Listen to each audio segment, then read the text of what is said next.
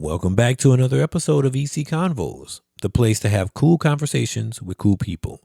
I am, of course, Eric, your host, and as always, you could have been anywhere else, but you chose to be here with me, and I truly appreciate it, y'all. Please do us a solid by liking and subscribing to the show. We're now on YouTube, of course. We're on Spotify, Apple, Amazon, all the major podcasting platforms. And I'm also back on Substack too. So check me out at ecconvos.substack.com. Yo, those small things matter, like the likes and the comments and the subscribes and everything. So if you don't mind, just hit that up for your boy. And if you're feeling really generous, don't forget to leave a tip by clicking the link below. Every small donation, as I always says, helps keep the lights on here in the podcast. So in my office, I have an Amazon Echo Show 15, the big one that displays the Echo stuff like the date, the weather, photos, things like that. Well, one photo it shows is a picture I had taken many years ago with the caption, "If it's your calling, it will keep calling you." So I got to thinking about that for a minute. Calling, what you're designed to do. More on that in a minute. So I haven't said this before to people, but to a lot of people, I should say. But I spoke with a psychic medium some years ago. I won't get into the specifics of what was discussed, but there was one thing that stood out the most.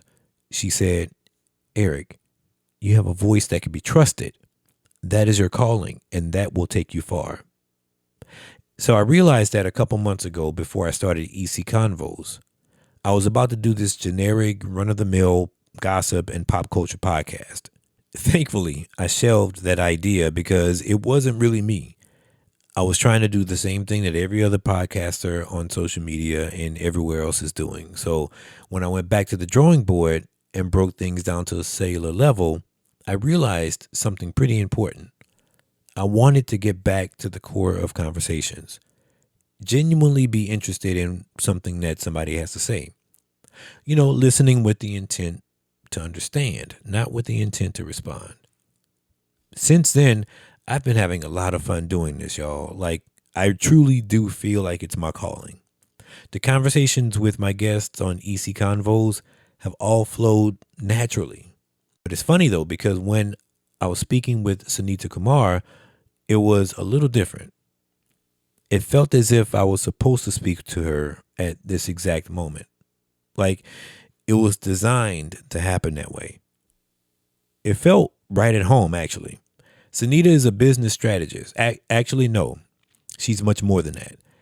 She's a business alchemist and clarity architect for established entrepreneurs who are, stuck trying to figure out how to grow their business. She's not just a here's a solution to fix the issue type of person. That's not her at all. She's what I like to call a foundational strategist, getting down to the root cause of your business issues and shifting it to build success. And she is absolutely amazing at it. And on top of that, she also hosts 2 different podcasts, one called the Clear Signal Podcast and the other one called the Dark Matter Show, both great extensions of her vibrant and unapologetic personality. Y'all, we talk about a lot of things like the human design chart, which, side note, this is something I do recommend that you look at. It'll blow your mind. But like I said earlier, I felt like I was supposed to talk to her at this exact moment. So I'm starting to feel like nothing is a coincidence now. Everything is by design. Man, I enjoyed every bit of this conversation, and I hope you do too. You can learn a lot from it. But as I always say, don't take my word for it. Sit back and enjoy this awesome conversation with Sunita Kumar. All righty. So thank you again. Thank you so much, Sunita, for coming on to the show. And I have a lot of questions. I really Alrighty. Yeah, because when we first talked about it, like coming onto the show and everything to EC Convos, I was like, okay, cool, yeah, we can definitely do that. But then I started kind of doing a little bit more research about you and doing more research into what you do. And correct me if I'm wrong, but you are a business alchemist. right? That is correct. And a clarity architect. That is correct. Entrepreneurs. But on the flip side, you also have another podcast. Well, your first podcast is called Clear Signal. Yes. And the second one is called Dark Matter, which is, yeah, I like both of them a lot. And so I did some research on both of them and I listened to them. And one of the main things that that captured my attention, because I knew nothing about it and I wanted you to kind of explain a little bit of it, is the human design and the design model. And so I started doing some research on it and I'm like, okay, I don't know what that is or whatever. But before I share what my number is, I would like for you to kind of talk to the people about who you are, what you do, and everything else in between. Okay. Well, first of all, I want to say that I love a host who does research, because I just did an episode 2 days ago and I felt like he had no idea what I did or anything. And he's like, well, can you come in here and teach human design? I was like, there are people who have human design podcasts that are 3 years and running twice a week. No. Right. I'm not a free teacher. No. So I will, so yeah, the Clear Signal, Dark Matter show, very different energies. You've probably sensed very different population, two different sides of my personality. Yes. So what I do, business alchemist, clarity architect, sounds like a made up title. The reason is because I'm not like a coach. I come from a deep background in business. I've been in business for 20 years, entrepreneur 15 years. I have an MBA. I've worked with the biggest brands, biggest agencies, all the things. This is fairly new. And I come in and I can see what's not working. Right. So I'm almost like a consultant meets precision guide. The reason I use the word alchemist is because I do work with energy. And so the shift that I do is quantum. People say one session with me is 6 months of business coaching. That was a client quote. I didn't make that up, because it's the notion that we don't have to do everything in a linear way. And to be honest, a lot of business advice is very inefficient. Yeah. It's designed to keep you in the system versus like move you forward. Like, buy my next course, get to the next level. You need more time with me versus let's actually solve the problem. Yeah. So it's almost like a Band-Aid, right? Like going to, or even just going to the doctor, right? Like if you have an issue with something, instead of getting to the root cause of the issue, they'll actually just give you prescriptions or something like that, just to say, okay. That's exactly right. Pain. So, and you talked about that on one of your podcast episodes that I listened to, where you said that, you know, a lot of the previous, like I think you called them like the bros or something like that, where like like some of the previous self-help gurus and things like that or whatever, like you said, they would get you only to a certain portion of it.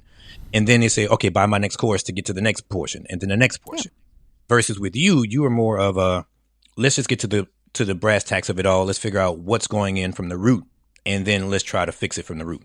So I right. Yeah. I mean, like, and this is not because I'm trying to like share all my degrees, but I have a background in engineering, right? I have a second master's in functional medicine. I got that a long time ago before people were talking about root cause medicine. What is functional medicine? You are a body of parts. You are not a leg. You are not a heart. You are not if you need to lose weight, it's not just you need to stop eating. You know, there's a lot of factors going on there. There's hormones, there's lifestyle, there's antecedents, root cause medicine. This is root cause business. Right. Right. And that's sorely what's missing right now, because people don't do that. They don't do that. I don't know of anyone who actually works on that type of business model, right? Where you go in and you just say, okay, so we can do this and we can get to this portion of it or whatever. But again, you have to buy this portion just to get to the next portion and the next portion. It's chaos to me. And when you think about it, when, as you said earlier, you can just kind of get to the root cause of it and just deal with it, you know? Yeah. And I'll tell you why they don't do it. Because people don't want root cause. They want the tactic. That sells. I just did a local podcast. I'm not a podcast specialist. I don't help podcasters generally. Okay.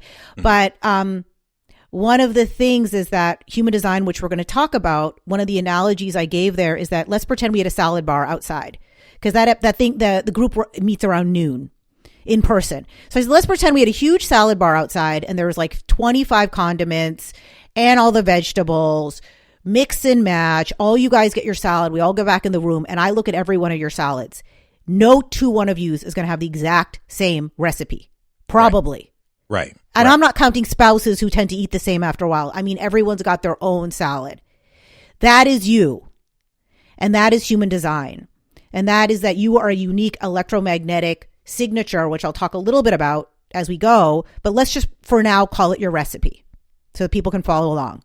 Right. And what I wanted to do is share for podcasters. These guys are hobbyists to business owners to everything in between, was like, hey, why aren't you designing your podcast based off of your recipe? Why are you designing your podcast based on what some millionaire with a team who's got 50,000 Instagram followers, or let's say 50 million Instagram followers, what do they have to do with you?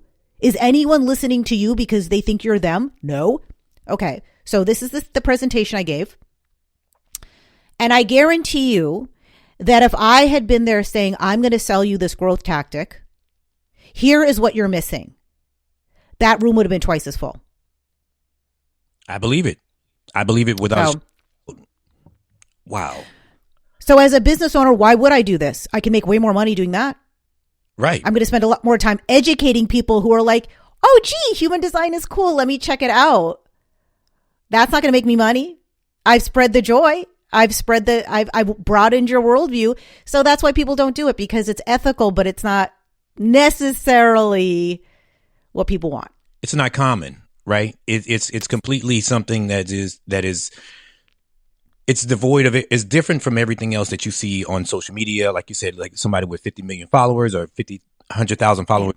It's the exact opposite. And for the most part, a lot of times people don't believe that it works because no one else is talking about it. No one else is, venturing into it or whatever. They're going based on what these other gurus or whatever are talking about, thinking that the way that they got successful will be the exact same way that you'll get successful. When everything is, everything is different. Like your path to success will be completely different from anyone else's path to success.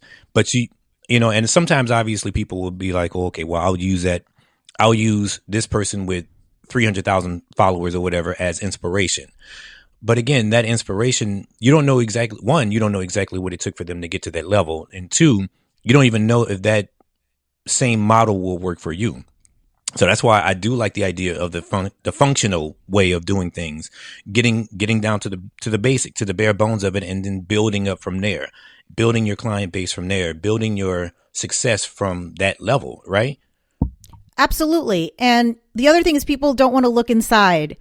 So, one of the things I've gotten feedback from people is I rattle people because I make them think differently, and thinking differently is great, but it also changes your worldview, and not everyone wants to change their worldview.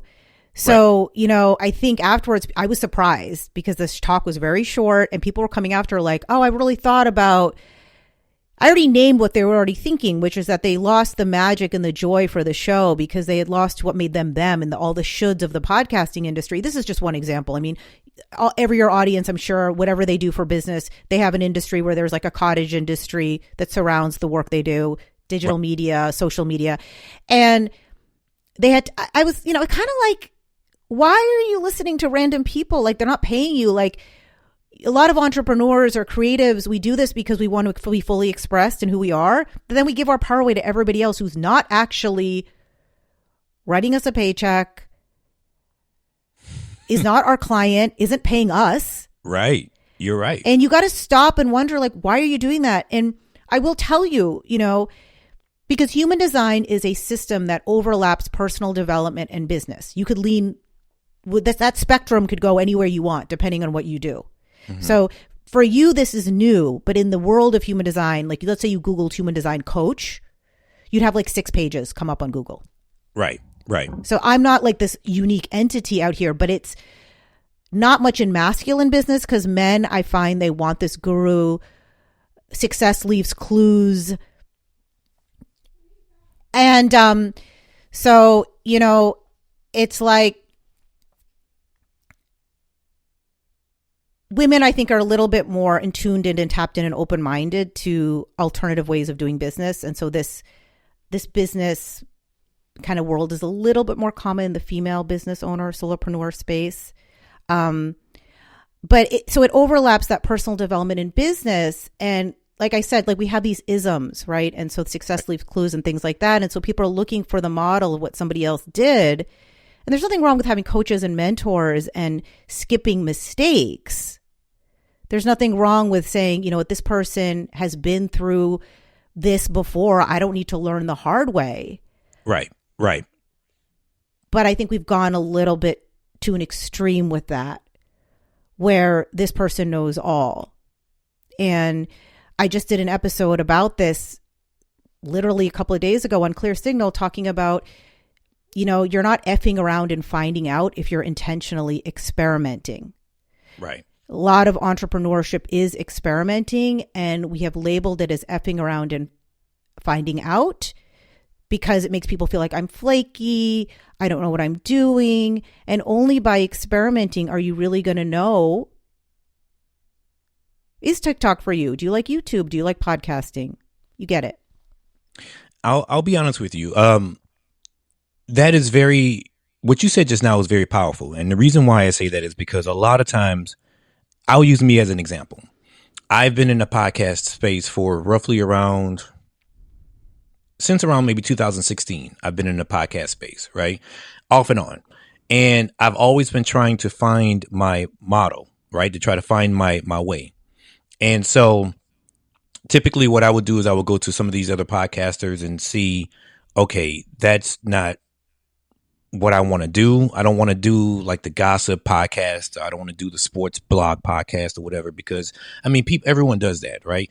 And so I was like, okay, well, let me just try to focus on something else.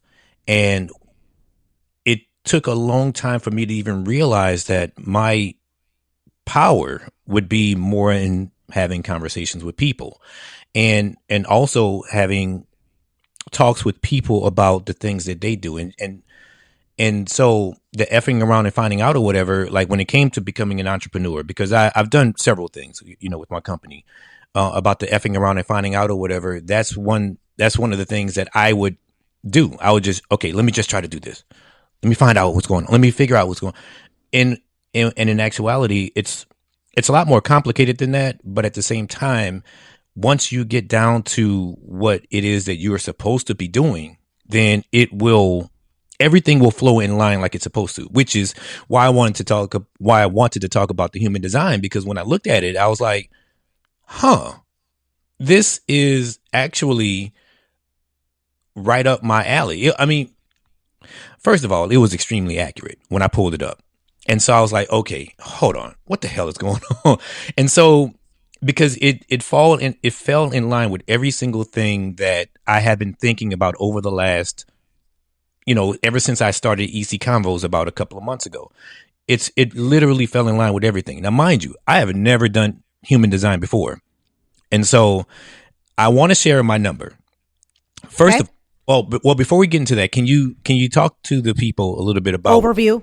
Yeah, just give like a broad summary of it. Overview. Human design, founded in the late 80s by a gentleman from Canada, was a former advertising executive. And it is an amalgamation of 4 systems. 2 of them are divination systems. 2 of them are energy systems. The energy systems are the chakra system from India and the Kabbalah system from the Tree of Life. The divination systems are the I Ching out of China and the Western astrology system. Human design is none of those 4 systems. Pretend you have a table of 4 legs. That table is not any one of those legs. So if you're a purist astrologer, which I am, formally trained in that, you're a purist chakra person, it's not going to be what you know of those. Right. It's a futuristic system that has blown up since the pandemic in popularity, but it's actually years old, and it's a genius system. And if you were a car, you look under the hood of your car, it's actually very complex. I know nothing about cars. So if you try to just understand human design on your own, you're going to miss it, because it's like astrology. You could do like, I'm a Taurus. Mm-hmm. Or it's like you're a hologram of 15,000 energetic placements. Which path do you want to take? So that's what it is. And it is like an algorithm for who you are. It's that simple. Right. If you are a walking electromagnetic frequency, that is how you move through the world, how you make decisions, how you influence, how you attract, your role in the world, what's going to make you excel as a business owner, how you're going to best attract your people, you name it, the business model. There it is. Okay.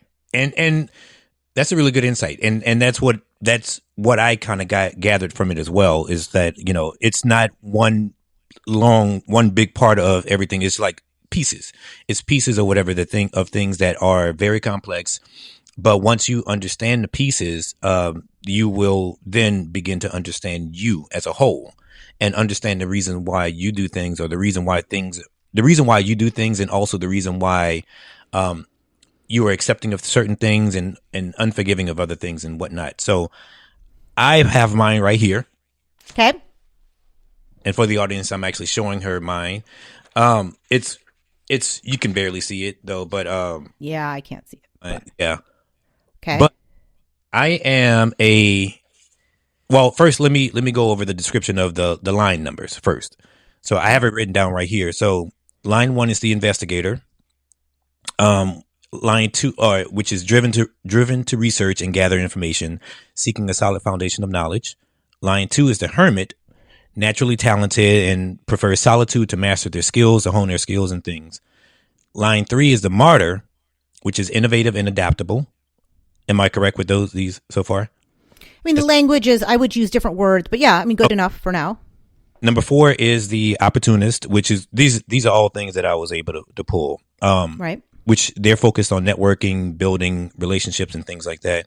Number 5 is the heretic, which is providing solutions, giving universal concepts, or just basically a problem solver. And number 6 is the role model, which is they embody wisdom and experience, learn basically from trial and error, and they become more of a guiding figure for others. So I am a 6/2. 6'2", cool. We're a harmonic. I'm a 5'1". We're like Oreo. Not Oreo. That's not the right word. Like ice cream, chocolate. Yes. Like we're a good blend. Right. Yeah. And so when I looked at it or whatever, the 6 is the 6 obviously is the role model, which is funny because I am so focused on being able to help others. Like with my current job right now, I have a couple of people that I mentor, and I've always found happiness in being able to help others get to some other level. And for the longest, I just never really understood why, but now I see why. And the 2 is a responder, which is more of the hermit, the one who likes to do a skill and master a skill and focus mainly on, like, do what you can just to master it and build on that mastery, and then just be able to try to help others obtain that mastery as well. Is that am I correct in that a little bit, or you can? I have to stop you there. So do you have the type there listed? Like there should be a generator, manifesting generator, projector, or reflect. Yeah. What are you? Type is a generator. Okay, so that's an assumption because I track. We're 70% of the population. Okay. And so we're the builders. So all of us are here to build mastery in whatever we do. Okay. We're all the builders. Okay. The 2 line is the natural gift. So you're a role model based on a natural gift that you probably haven't really even. How old are you, if you don't mind me asking? 47. Interesting. Mm-hmm. So we're meeting at this is not a coincidence. Because you're about to step into your role model, what they call roof era now. Okay. Between 45 and 50. And you're at 50, although I'm going to say 45 because I work with a lot of 6 lines at 45. You start to, that's why we're having this conversation. That's why the universe had us do this. Because at 50, 48, you're starting to step into a different era of your journey. All the things you've been through. You probably had a difficult life before 30. You probably did a lot of nonsense before 30. All of that. You're going to mentor people below you, maybe young people. Yes. So that they don't make the same mistakes you did. Right. And I do that now. That's kind of what I am aligned with right now. Yes. So what's your natural gift on the spot now? My natural gift is counsel. Giving people counsel, like just helping people out, talking to people about certain things or whatever. I am what I like to call myself a quote magnet. So I'll be able to pull a quote for something and just help other people. And I would say that's probably my natural gift, is just being able to see. And that's the thing, because I think it's more than that. But the immediate thing right now is just being able to help somebody get to the next level. That's I believe as well. Or writing. I love to write as well too. Okay. And I'd probably be able to find that. I'd be able to, that's the saying, your formula. It's like, my tire, I had a tire situation. Took it to the tire guy yesterday. Mm-hmm. I left, he did the thing. I didn't pay attention. I came back, the tire was done. Or he's a mechanic. So I'm like a plumber mechanic type. So it's like, if you know how to read the stuff, I could go in and say this. So if your podcast wasn't working, your business wasn't working, I would say, well, this is why. Mm-hmm. Now you're a mix and match of many lines. Those are the most prominent for you. So that's like your role in the world. You operate as a vehicle as a 6'2". Like I drive a Civic, but you open up the Civic, there's tons of parts. Right. Some people have a hybrid Civic, some people have front wheel, some people have back wheel, So, but that's a start. And you're going to build in mastery over time. And I already knew the minute we got on the pod, I'm a very intuitive person. I already knew the minute we got on the podcast, like, I could probably look in your design and be like, you're meant for a guest show, because nobody does research anymore. And the fact that you'd already done research on not just my main podcast, but my totally side hobby, esoteric, weird podcast. I'm like, okay, this guy is actually curious about people. And you got to actually be curious about people to do a guest show. Yes, I agree with that. And most people aren't curious about people. Yeah, and that's what I've learned that the hard way.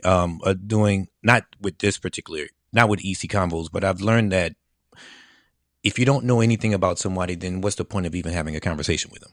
If you can't get anything if you can't get anything from it.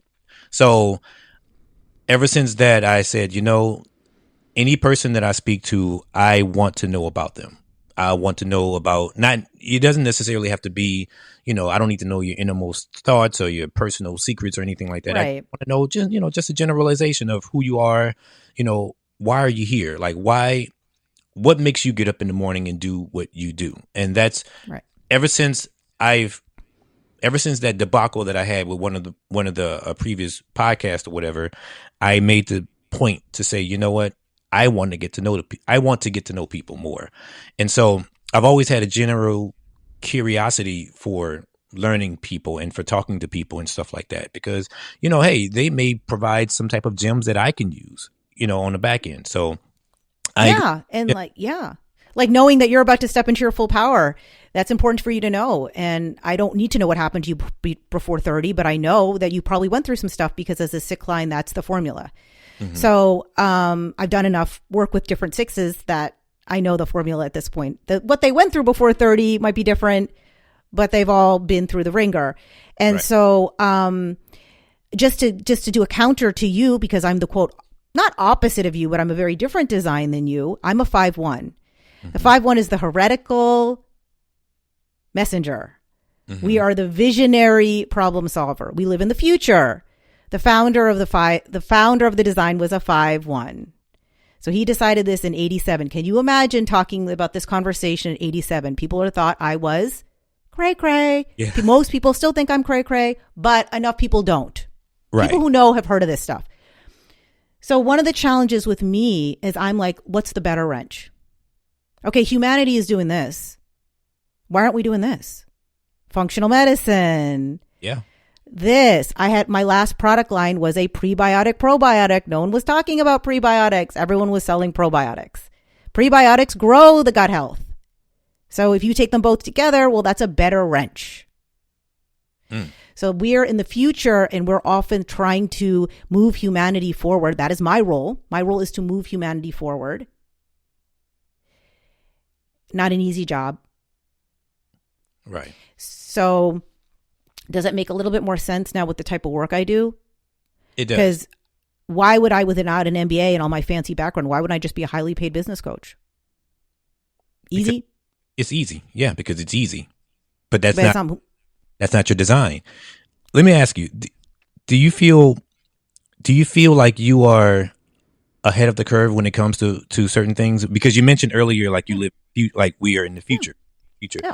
So even with the probiotic, do you feel like you are ahead of the curve when it comes to people? And how do you navigate through that, knowing that you may be the trailblazer, the one who actually builds the path, or who goes down the path first, takes the most arrows, and then someone else comes right behind you and just kind of like profits off of what you've already built or what you've already kind of blazed the trail for? I'm navigating that. I don't have a good answer for you that's going to sound sexy. Took me a very long time. I'm 48 years old. It took me a very long time to accept that that was me. I just thought I was crazy. So you have to have, okay, here, I'm going to give you a great example. How I said you're a whole Honda Civic. You're not just one piece. So I'm a 5'1", that's my profile. But I have a majority of 3 lines in my chart. So my life has been a lot more trial and error than your typical 5'1". So I'm going to learn through doing things wrong. And so when I learned through being visionary, through past things where I didn't trust myself and I looked to the left and the right of me and nobody could guide me. And I said, well, you don't know what you're doing. Give up. And then someone came behind me and boom. Oh, it's only now I recognize that that's who I am. And I'm going to try to find the right people to guide me. But I don't actually have the answer right now because you're kind of finding me at a cynical stage.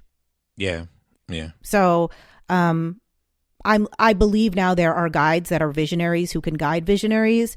Before that didn't exist. So I'm looking for someone who's like, not necessarily a visionary, but someone who can take someone's vision and say, okay, this is your vision for now. You're the future, but what can you do now where people can understand it? How can you ground it in today and also plan for the future? Like that is something that a visionary can't do necessarily. That's more of a strategist's role. So that's not me necessarily. Right. So the first thing that immediately comes to mind is Steve Jobs, right? How he was somewhat of a visionary, but he wasn't the one who was able to execute the plan. He had a team of people behind him. So I guess having that team of people, as you said earlier, will allow you to be able to bring your plan, whatever your vision is, bring your vision to the masses and allow it to be widely acceptable to the masses. Because you're right. Let me say this. When I mentioned earlier about that I started podcasting back in 2016, my very first podcast I did was a narrative podcast, like an audio drama, because I was so fascinated with like War of the Worlds and like, like radio shows and things like that or whatever, that was able to tell really good stories on radio or like audio instead of visual.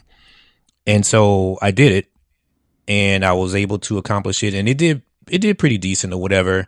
And I was going to do a part 2, and I said, no, I'm not going to do a part 2 because even though it did decent, it didn't do as well as I assumed it would do.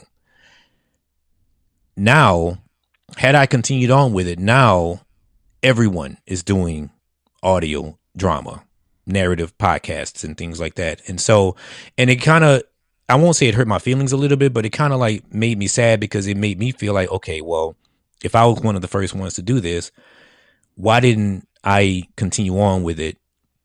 I was beating myself up over it. You know what I mean? And so I understand wholeheartedly how you feel about that, because it's like you are the first to do something and then nobody really pays attention to it. But then next thing you know, someone else does it and then everyone does it. And then now it's commonplace. Right. And so exactly. And there are probably visionary placements in you, right? Because human design is one aspect. I'm also an astrologer, and there's specific things about me astrologically that make me more of a futurist than just the 5'1". Like Madonna's a 5'1", so she was a heretic. Remember when Like a Prayer came out? What a big deal that was. Then a woman just skated to that in the Olympics, right?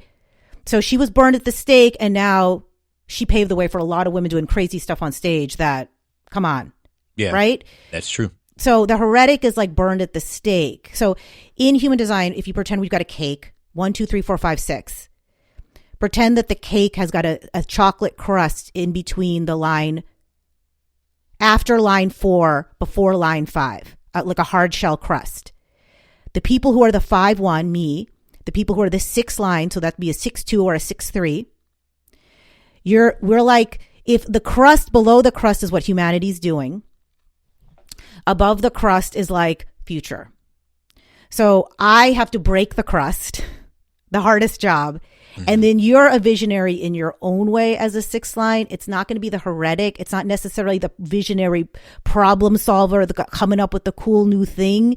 It might be like, I don't know what people are talking about in 10 years. to your history thing, or I'd have to look at your chart, but like the 6 is like Tony Robbins is a 6 too. Okay. Now people have issues with Tony Robbins. I don't know much about him. He might come out tomorrow being in files and this, that, whatever.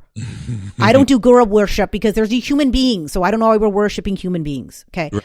But you got to give him his flowers for he was talking about personal development and coaching, and he was doing these big events, and he was on stage, kind of a pioneer. Right? Yeah. He copied people. He copied neurolinguistic programming. I believe he copied a lot of what Jim Rohn was doing and all these stuff. He didn't invent it, but he's the one who took it to a bigger level. And he's a big guy. He's meant to be a big guy, right? But he's a 6'2". Okay, that makes sense.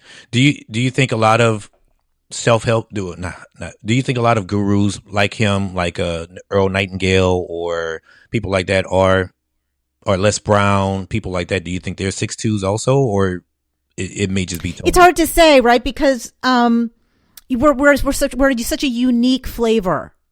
Right.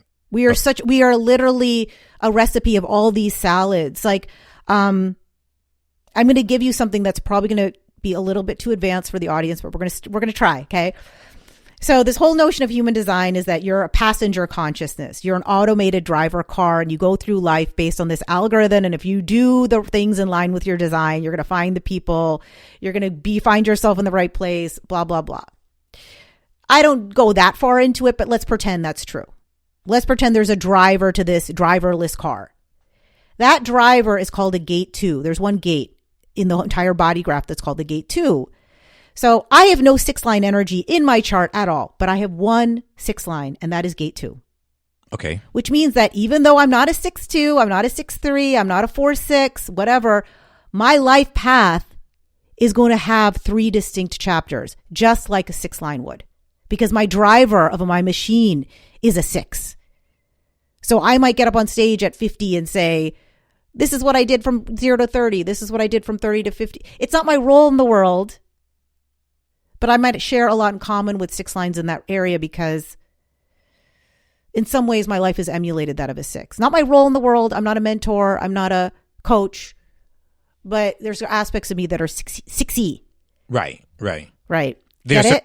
Yeah, there are certain parts of your life that you were able to, even though you may not be a 6, but there are certain parts of your life that you were able to help others navigate through certain things or whatever by helping them, like training them or mentoring them or whatever. But again, that's not your makeup. It's just, it may have been the piece that you needed to do to kind of get your trajectory up to something else. Am I correct with saying that? Yeah. I mean, it's like I have mentorish vibes about me when I speak. That's not why I'm there. I'm there to be like, there's a different way. Let's try a different way. Don't listen to that guru. Very heretical 5-1. My role is to be there as, there's a better way. There's a better wrench, you guys. But in the way that I communicate it, because I've been through so much in my life, so many businesses, so many careers, so many ups and downs, so many life stages, that people are going to feel like a mentor-y vibe. Yeah, they're going to get that. They're going to. Okay. Yeah. I get like you. She's been there, done that. Right. I get what you're saying. You get what I'm saying? Yeah. Yeah, I do. I get what you're saying now. Like you said, because you've experienced so many things or whatever, you'll have that vibe of, again, a mentor vibe, but not necessarily saying that this is what your makeup is. You're not made of, you're not that. Okay. I'm not meant to be a rah-rah. I'm not meant to be Tony Robbins. Like, you can do it. That's not, and a lot of personal development is BS. It's get yourself excited in the moment to buy the course. It's neuroscience. It's elevated emotion. Mm-hmm. Get yourself in an elevated state so that you are going to take your credit card out, but then you got to go home and do the work. And that's where things go awry. And, so, I mean, just to go back to my brand, the name of my brand is Aligned Gold. And there's a reason I'm mentioning my brand, because it reflects what I do. So this notion of that, like we talked about at the beginning, root cause. And so the gold is inside of you. Like you're your design, like what you're going to here to do that's going to make you shine is in you. I'm not teaching you something. I'm not giving you a framework. I'm not. And so when people work with me, like I kind of root them in what they need to do and they're on their way. I mean, like I'm not, and so it's moving away from this notion of the answers are outside of ourselves. Right. when you so with being in aligned gold, does that necessarily mean also that you? Well, let me ask you this. Let me ask this part.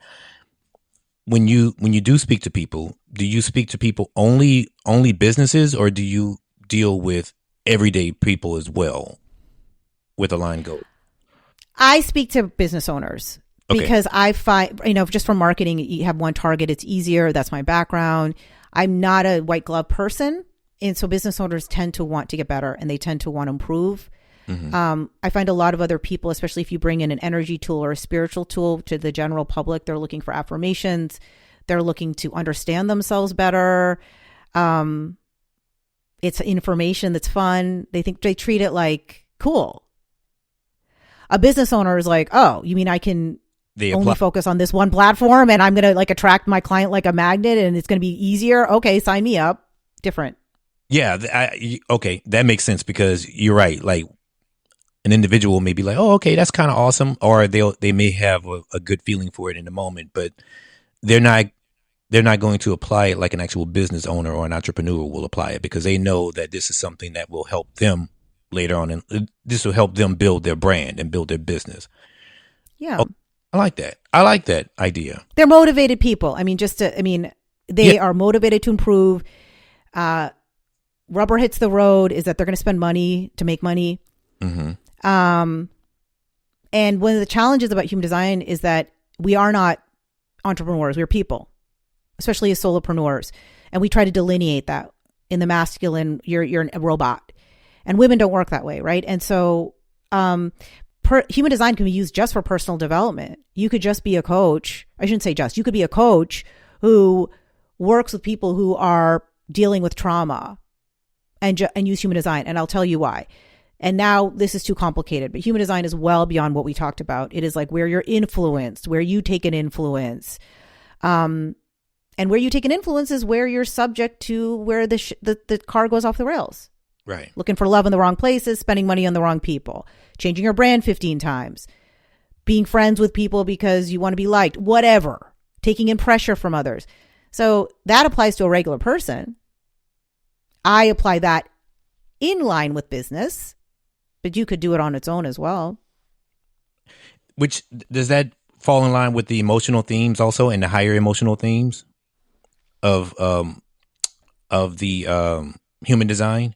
Because that's one of the other things too that I saw, which is like, that was one of the other things that I saw with my human design chart is the higher emotional themes, which mine was satisfaction. And the other one was my emotional theme is frustration. Okay. So does that fall you're talking about? Whoever you printed that chart out, they created their own language. So the proper people do that, right? It's a business. What those actually described what they call self-theme and not self-theme. Oh, I got it right here. Yeah, I have another one. Yeah. So human design, now we're getting wicked complicated. So, okay, you split humans into 4 types. It's generator, manifestor, reflector, projector. Generators and manifesting generators represent 70% of the population. They're the majority of the business owners. A lot of the coaches are projectors. Why? Projectors can see people like a laser. 20% of the population. A lot of spiritualists. A lot of openness. Look at your chart. You see how those things colored in? Yes. Yeah. A lot of projectors are not going to have that colored in. So they are reflecting the person in front of them. Okay. Then you got the reflector, which is 1% of the population. And then they've got the manifestor, which is 9% of the population. The guy who founded this is a manifestor. They are way in the future. They are like the keys that start in the car for... Okay. Now we're getting really complicated. This stuff is a rabbit hole that you do. Okay. It is. However... Yeah. Each of those 4 types have what they call a self-theme and a not self-theme. The self-theme is like, okay, I'm on the right track. I feel good. Not self-theme, I'm not on the right track. Don't feel good. So for us and for generators, it's satisfaction. Yeah. The not self is frustration. Sounds simplistic, kind of hard to articulate. It takes probably about a decade to understand this stuff, you guys. I'm serious. But this is important for what we talked about because a lot of times, particularly in like creative projects or what you did with your history show, you were focusing on the wrong metrics. Now, we have limited time and money, so we got to cut things that don't make sense. But maybe you were satisfied by it, but you were looking at popularity or downloads or praise. That's exactly what I was looking for. I will be 1,000% blunt and honest with it. That I was looking for not necessarily praise, but I was looking for downloads, looking for acceptance, looking for, just people gravitating towards it, talking about it. I was hyped with the idea of it being the most popular podcast on Apple at the time. You know what I mean? I was focused on the wrong metrics instead of just speaking to people, or instead of just, allowing the public to read it and to get, or to listen to it and to resonate with it and stuff like that. This reminds me of 1,000 True Fans by Kevin Kelly. I don't know if you've ever heard of that before. I have. Yeah. So had I read that before I did my podcast, then I would have been in a much better space. But I was so focused on, again, I was not to praise, but I was so focused on the downloads and focused on, the money part of it. And I shouldn't have been that. I shouldn't have did that. So. Yeah, that was a satisfaction. If you had focused on the satisfaction piece of it, that might have gone in a different direction. And so human design for business, when we start to get in this, it gets very off the rails, because we focus on what's satisfying, not what we should do. And then it's like, okay, well, how are we paying the bills? That doesn't make any sense. What are you talking about? This is a little bit of a gray area. But I want to bring this up because you mentioned my other podcast, the Dark Matters Show. And I don't normally bring that up because it does speak to politics, and it is controversial. It is heretical, says stuff that people may not agree with in a way that people may not agree with it. I swear a lot. I do characters. It's like my playground. And it has evolved. It was called the Cosmic Alarm Clock Show, to the Cosmic Brew Show, to the Dark Matter Show. And the Dark Matter is a play on Dark Matter's physics. And Dark Matter is stuff we don't talk about. It is very good. It's very, very good. Both of you are really, really good. The Dark Matter one is, I don't know, out there. Yeah, it's out there, and I gravitate more towards that one because it's like, obviously you're speaking your mind. You're getting out whatever needs to be, whatever you have inside of you. You're getting it out. Like, for instance, one of the episodes I listened to, you're talking about when you purchase a new phone and how your new iPhone, and and you said something about I bought a new iPhone. It's not the new iPhone, but it's an iPhone, one of the newer ones. And then you started talking about how your friend was telling you about the camera, about don't get the camera with the air. It was out there, but it was really, really, really good though. And thank you. Like that podcast. Again, I like both of them equally as much, but that one is just a little bit more because it talks about, things that grind your gears, what pisses you off in the moment, and the thoughts and everything that you're talking about. So yeah, it's a little bit more me. I tried to make the other one more professional, and I lost myself a little bit. I'm going to try to go back. I'm finding that I'm almost split between the part of me that's the characters, because I use that as improv. Yeah, I use that show. I do characters. I make noises. But so I also talk about Dark Matter. So I have an episode coming up where I talk about how everyone's so keen on this young man who did the backflip at the skating in Olympics. Mikhail, I'm sorry, and I'm not taking anything away from him. I'm let's talk about Surya Bonali. Let's talk about the African-American woman who didn't get her flowers, who was an Aries. She was a pioneer, and let's give the woman her flowers. Yeah, because it was banned, right? It was banned. They banned her from being able to do it or something like that. And yeah, she was the first one to do it. But now I think the guy's name is the Quad God or whatever they call him. Yeah. And that's great. But no one's talking about that. And I want to talk about that because there was race involved with that. And there was other things involved with that and prejudice involved with that. Let's talk about it. Dark Matters. Let's talk about it. Not taking anything away from that guy, that young man. Nothing about that young man. It's just, let's give the woman her flowers. So, that's part of my design is I always will going to respect the pioneers, like I just did with Tony Robbins. I'm always going to give people their flowers. Right. And so that show is a lot. I'm literally Linda Richmond 1 minute. I went off in Giovanni Creamer. Then I talk about, but if you are an astrology buff, what that show was for 4 years was everything that happened in the political scene through the planetary, what I said was going to happen. So this is a great thing because I kept going with that show only because I did no marketing, didn't tell anybody about it. So I can't expect people to find it out of magic sauce. I tried, I had no, but I was like, I'm going to feel unsatisfied if I don't finish what I started, because to me, I feel like we were in a shift for 4 years. I feel like we're on the other side of that shift now. Mm-hmm. News is going to news. Unraveling is going to happen. Change is going to happen in society. But I feel like what was going to shift is kind of done. And I talked about it for 4 years, and that feels really satisfying to me. Right. Even if nobody heard it. Right. But again, just being able to get it out is actually it's most important, actually more important to just get it out versus to get people to listen to it. I mean, but I will tell you, just continue to do it because it's actually very, very good. Like your podcasts are. Thank you. So, but I do want to. I appreciate that. I'm my biggest critic, so I really appreciate that. Yeah, I mean, we all are. You know, we are very critical of ourselves or whatever. You know, and a lot of it is, you know, the imposter syndrome, right? Like, okay, I just hope I do a good job. I mean, I don't know if I'm going to do a good job on it. Right. And sometimes we have to kind of climb past that and focus on it anyway and get to it. Just do it. Yeah. And I think people say, oh, that's confidence. I'm a very confident person. Mm-hmm. I'm a very confident person. I'm a very accomplished person on paper. I think if you care, you are an imposter syndrome. If you care about what other people think. So I literally said, everyone listening to the podcast, meaning the Dark Matter show, thinks I'm crazy. That's what I honestly thought. Mm-hmm. And it's going to totally ruin my professional reputation because I talk about controversial things, but I'm still going to do it because the 5-1 has to push the button. And then in the talk I gave on Saturday, I was like, everybody hated it. But then everyone came up to me afterwards like, that was really great. Yeah. And there's a woman who does professional speaking and she's like, you're a professional speaker. She's like, you are better than other people who are really known. And I'm going to tell you, I've been a guest on many podcasts. My friend, you are very, very good. Thank you. As a host, your voice, your presence, the questions you ask, the research you do, I am very impressed. Thank you so much for that because it took a lot of years to get to this point.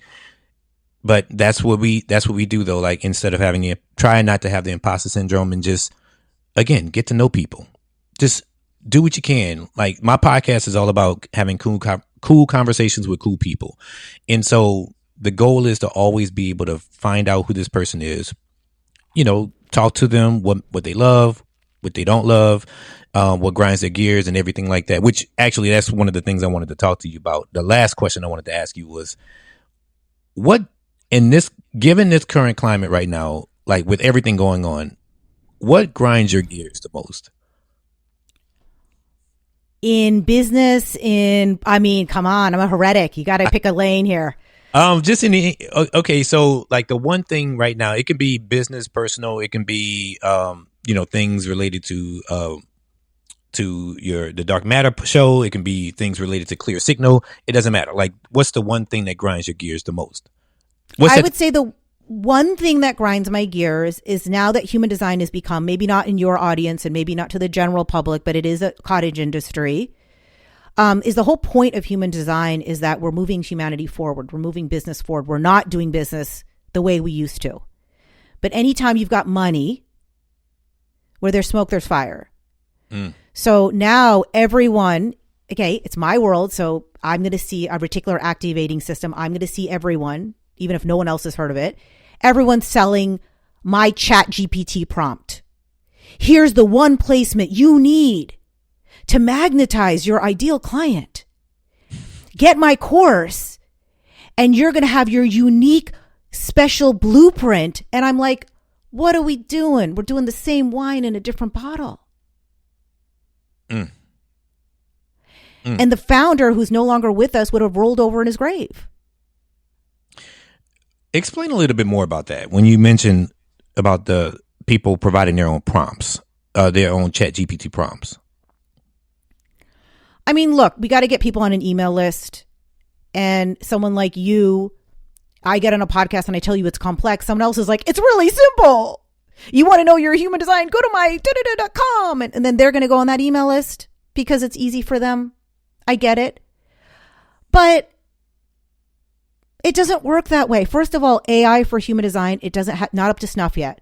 Mm-hmm. The AI human design is not there. So whatever AI is, it's a generative model. Remember this, AI is pulling from the web. So they're pulling from whatever website is crap. If it's crap, they're pulling from it. And so if you're doing a prompt that's like, this is your this, it's garbage and you're giving people garbage. And it's like, if you're going to give people garbage, why are you claiming that there's a new way? Why are you saying you're doing a new paradigm business and then doing the same tactics that this whole thing was designed to rally against, which is this notion that there's this magic sauce. Right. So I get passionate because people are full of nonsense.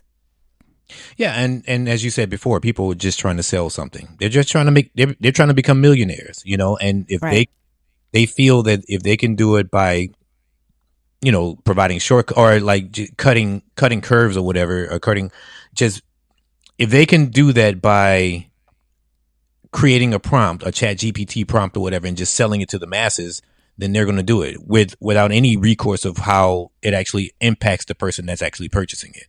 They don't care. I mean, they just want to make money from it. Right. And when you do complicated things like this, yeah, you don't know anything about any different. So let's say you put your design in and the 6-2 is like, you are a investigative, like I corrected you. Mm-hmm. You'd been like, I'm an investigator. No, the one line's the investigator. You are the natural gift, which labels don't matter. That's not the point. The point is like, if you're going to use this stuff, understand it.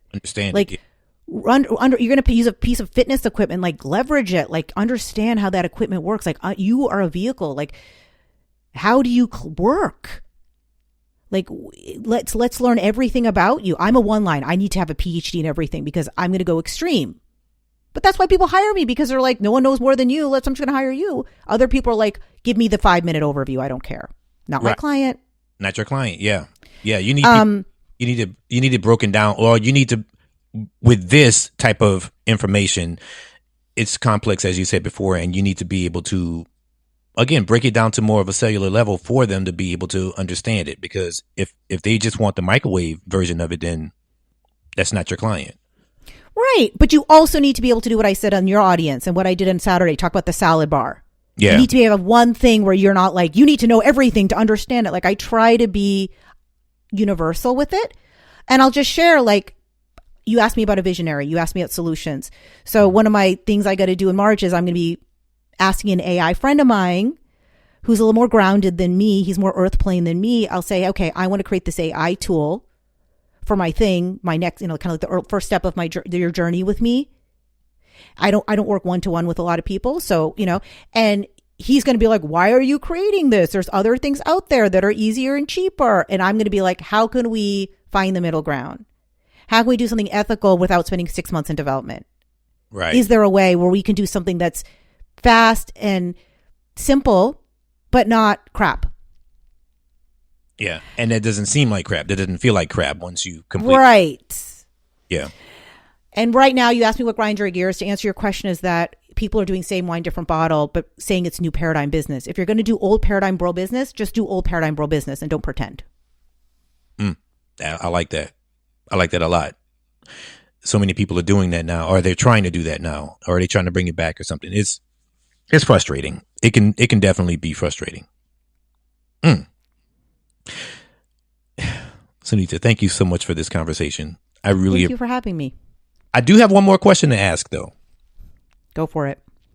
If there is one thing you can recommend, whether it be a book, a movie, TV show, anything that you can recommend to the audience, what would it be and why? It's going to sound like such a trite answer, but I'm going to say it anyway. The Alchemist. The book, The Alchemist. Yeah. The reason is because I think that's a book that even if your folks have read it before, I think you should read it once every 10 years. Because it is a book that ages well and you're a different person and you're going to get a different lens every time. I read that book back in 2013. And I read You're due for a new one. I need to pick it up again because that book actually it helped me a lot when it came to, because back in 2013 I was like trying to get into filmmaking and whatnot, and it actually helped me a lot. And yeah, the universe is conspiring in your favor. There is no coincidence of why I'm on this show telling you you're about to hit the roof. Thank you so much. You were meant to cross paths with me to tell you that, because that's part of my design. I cross people at evolutionary pivot points in their life. Mm-hmm. So, great book. And just to quickly share you mentioned Clear Signal, my main podcast. That podcast had 6 names. And one of the first ones was The Aligned Alchemist, based on the journey of that book. It was this notion of, as entrepreneurs, we are on this alchemical journey, discovering who we really are, what our gifts are, what we're really here to do. And we're on a quest. And that was kind of the genesis and the muse for the podcast in the first place. I love it. I love that. And you need to keep doing it. Keep doing both of them, obviously. The Clear Signal one, definitely, because people need to know, especially business owners and entrepreneurs, they need to know how to be able to, instead of doing the same thing that everyone else does, dig a little deeper. You know what I mean? Dig deeper and figure out exactly what it takes to be able to get to the next level, without sacrificing the commonness of everyone else. You know what I mean? Well, without doing the commonness of everyone else. So great talk. Great talk. Where can really enjoyed it. Yeah. Where can everyone find you? Clear Signal, the podcast, is on all the main players, and my brand is Aligned Gold. So I'm that way everywhere. YouTube, Substack, Instagram, Threads. I haven't gotten a website yet, but I have a link tree I can give you if you want to put it in your show notes. Okay. And my YouTube channel has a lot of foundational content. So if you're new to human design, you're like, what's there? I've got a lot of great foundational videos that are very efficient, 15 minutes, 20 minutes. They'll give you a really good foundation. And they're really good, y'all. I went to the YouTube page as well. They're really good. Man, you are on it. I did my research because I need to know, especially when I found out about the human, when I found out that you focus a lot on human design, I said, okay, let me find out what human design is. And so once I realized what it was, I started digging more into your stuff and started kind of like aligning with everything that you're saying. So yeah, it's great content, y'all. Definitely check it out. Appreciate that. And in my link tree, there's a link to join my email list. I'll be starting on my email soon, and that is for people who are interested, who are business owners. That's my email list, but I'll be providing more stuff there soon. Okay. I'm sure that's valuable. So yeah, definitely. And I'll put the link tree at the bottom of the show notes as well. So appreciate it. So thank you so much again, Sunita, for this conversation. It's been a pleasure. I appreciate it. I really do.